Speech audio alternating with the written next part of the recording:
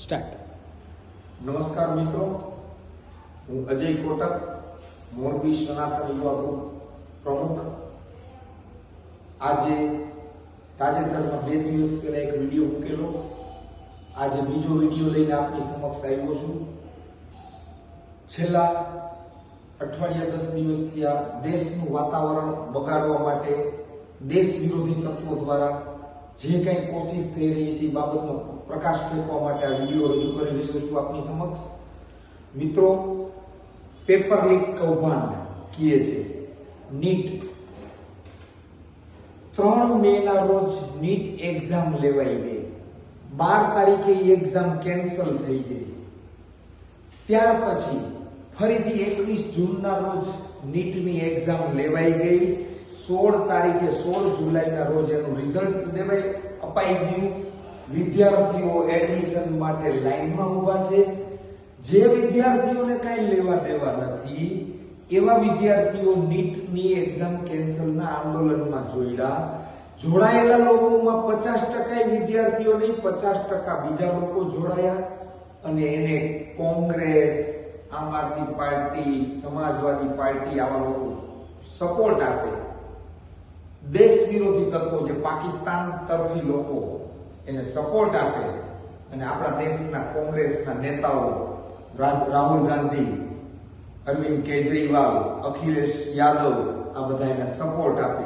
વિચાર તો કરો, સંસદમાં પેપર લીક કૌભાંડ અટકાવવા માટે જે મોદીજી દ્વારા સખત કાયદો ઘડવામાં આવી રહ્યો છે એની ચર્ચામાં રાહુલ ગાંધી એમ કહે છે કે અમિત શાહે ગોળીબાર કરવાનો ઓર્ડર કર્યો. વિચાર કરો, આ સંસદ સભ્ય જે પ્રધાનમંત્રી થવા ભારતના નીકળ્યો છે એને ખબર નથી કે ગોળીબારનો ઓર્ડર કોણ કરે. મેજિસ્ટ્રેટ હોય એ ઓર્ડર કરે, જિલ્લા મેજિસ્ટ્રેટ હોય.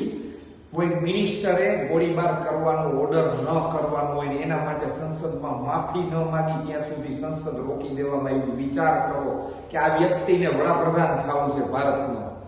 ઈ વ્યક્તિ વડાપ્રધાનના નિવાસ સ્થાને ઉપવાસ ઉપર જાય છે. વિચાર કરો, આ દેશના વડાપ્રધાન છે, મારા ને તમારા વડાપ્રધાન નથી. અને એક પણ શબ્દ બોલ્યા વગર એકદમ હાથીની ચાલ પ્રમાણે નરેન્દ્રભાઈ મોદી, આપણા સન્માનીય, જેને આપણે યુગ પુરુષ કહીએ છીએ, હાથીની ચાલથી કામ કરી રહ્યા છે કે મારા દેશના વિદ્યાર્થીઓને સહન ન કરવું પડે એ રીતે, સહન ન કરવું પડે એવી રીતે કામગીરી કરી રહ્યા છે. મિત્રો, ત્યારે મારો આજના યુવાનોને એક જ સંદેશ છે કે નહીં આમ આદમી પાર્ટી, નહીં કોંગ્રેસ, નહીં સીજેપી. વિચાર તો કરો, નામ કોકરોચ જનતા પાર્ટી, જેને દેશ સાથે કઈ લેવા દેવા નથી, એનો પ્રમુખ અમેરિકાથી સંચાલન કરે. વિચાર કરો તમે, કોકરોચ જનતા પાર્ટી, નામ પણ એવું. નહીં ભારતના સિદ્ધાંતો આરે કઈ લેવા દેવા, નહીં સંસ્કૃતિ આરે લેવા દેવા.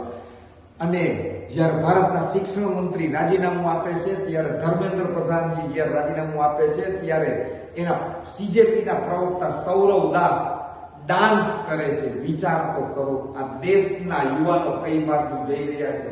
તો મારો યુવાનોને એક જ સંદેશ છે કે એક જ યાદ રાખજો, નરેન્દ્રભાઈ મોદી અને ભારતીય જનતા પાર્ટી આપણે ક્યાંય નથી જોવાનું. અત્યારે પણ સનાતન સમાજ માટે ભારત લેવલે એક જ પાર્ટી કામ કરી રહી છે, જે છે ભારતીય જનતા પાર્ટી. તો મિત્રો, કોઈના રવાડે નહીં ચડવાનું, કોઈના ચડાઈમાં નહીં ચડવાનું. વિદ્યાર્થી મિત્રોને ખાસ આહ્વાન છે કે તાજેતરનો સમય જે ગયો છે એ સમય દરમિયાન અને હવેના સમયમાં આપણે ધ્યાન રાખવાનું છે. મોદીજીના હાથ મજબૂત કરવાના છે. ભારત વર્ષને સુપર પાવર બનાવવાનું છે અને આ જ રીતે ભારત સુપર પાવર બનશે જો આપણે મોદીજીના હાથ મજબૂત કરશું તો. એટલે ક્યાંય ગેરમાર્ગે દોરવાતા નહીં. સીજેપી હાલતા કહે છે કે અમે ફરીથી આંદોલન કરશું. આવી કંઈક પાર્ટી આવીને વહી ગઈ.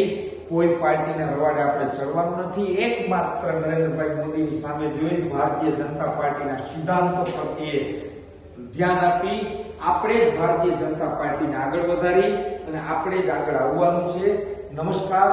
ભારત માતા કી જય. વંદે માતરમ.